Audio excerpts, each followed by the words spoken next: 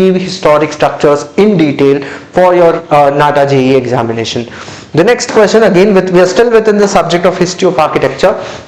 Elephanta caves are dedicated to which god? So Elephanta caves, there are a lot of cave structures in Maharashtra, like for example you have Ajanta Ellora caves, which are UNESCO World Heritage Site. Elephanta caves, that also is a UNESCO World Heritage Site. So you can remember which god is it associated. Some basic details like Elephanta caves are associated with Lord Shiva. So the answer for this question will be 3.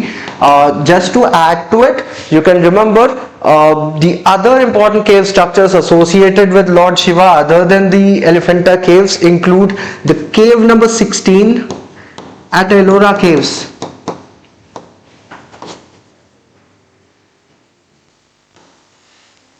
Cave number 16 is basically the largest cave structure. Why are we using the word cave? Because all these are rock cut structures, cut out of rocks. So the largest cave at Ellora caves is cave number 16, which is also referred to as Kailasa temple. The alternative name to it is Kailasa temple at Ellora. That is cave number 16, largest cave structure. That also is associated with Lord Shiva itself. So that's also some other cave temple you can remember other than Elephanta caves, which is also dedicated to Shiva. For other gods, mainly for Buddhist architecture, Ajanta caves are mainly known for the Buddhist architecture. The caves at Ajanta are all of Buddhist architecture.